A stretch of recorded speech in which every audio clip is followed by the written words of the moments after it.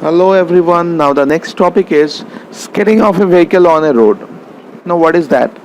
That means you are having a car and you will take a turn on a circular path, and you in that case remember one thing, you have to just turn your vehicle in such a way that your vehicle cannot be skid. That means your vehicle cannot be slipped and you can take a safe turn. For that case you have to know the basic of friction. So what are the basics? Let's see. Suppose if there is an object, if there is an object and who is already in motion in that direction, who is already in motion in that direction, it is having some velocity, whatever is that. But in that case, if this is the surface on which it is moving, then we know the friction works obviously in the opposite direction along the surface. The friction will obviously work in the opposite direction of the motion of the vehicle. So in that case, the weight of the particle, that is of mass into gravitational acceleration, and there are reaction force which is responsible here. These are the action reaction forces.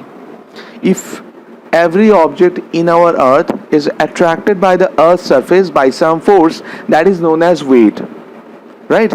So reaction force is based on the principle of Newton's third law of motion. If our earth is applying some force on us, then every object in our earth is applying some force on earth. So that kind of force is known as reaction force. So there is a relation between the reaction force and this force of friction. What's the relation? That force of friction is directly proportional with that of reaction force. Now if I just break down that proportionality, a constant will come over here, that is of mu. Mu is the coefficient of friction. You will understand that thing in the chapter of friction, don't worry for that. Now at this time I have to tell the basic concept of it, otherwise lots of concepts are here that you guys will not understand. That's why. Now the force of friction is directly proportional with that of reaction force. Now in that case I can say that the force of friction, that is equals to mu into r, right, where r is the reaction force. Now in that case we can see that r is an upward force and mg is a downward force. That means r will be equals to mg. If r is equals to the weight of the object, that means I can write down the friction force, that is equals to mu mg. I hope you guys are understanding. In the previous class I had taken that example with that of capital F, but it will be better if you just denote the friction with the help of small f. Okay, because capital F is used for a force that you are applying, right, or for a push force, for a pull force. Okay, so in that case the friction force will be denoted as small f. It will be better. Though some books are using capital F as well, but we will use the small f only. Now the friction force, which is known as mu mg, we have got that expression. Now what is the application of that kind of force? Let's see. I had to erase everything. Suppose if we just draw a diagram over here where you will have a vehicle, suppose a car is taking a safe turn along a circular path. Now in that case, what are the two forces that are responsible? Obviously the friction force is responsible, right? If a vehicle is taking a safe turn, the friction force will always be responsible for that. If the friction is very less, then what will happen? The car will be slipped down, right? So there cause an accident. So the friction force must be greater than of the required centripetal force. In this case the friction force will work in this direction, that is mu mg, along the surface. Actually I have just denoted in this direction, but it will be along the wheels actually, because the friction always works between the wheel of that vehicle and the surface. That's why that friction force, that must be greater than of the required centripetal force. It can be written as mv square by r, or it will be better to write it down as m omega square r. So I can write down that expression that the required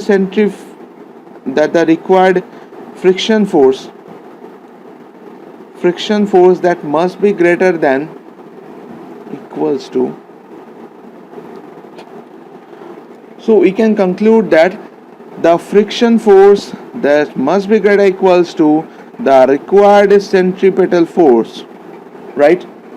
So in that case, if I just eliminate these two, so I can write down that mu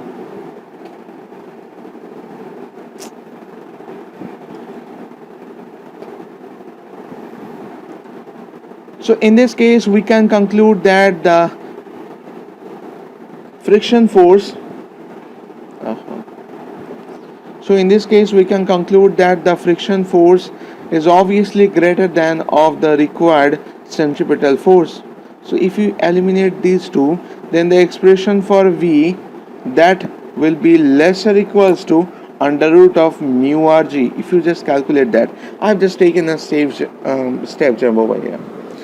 Now this is the required velocity by which you have to just turn that circular path to make a safe turn. Thus your vehicle cannot be slipped down. That's why.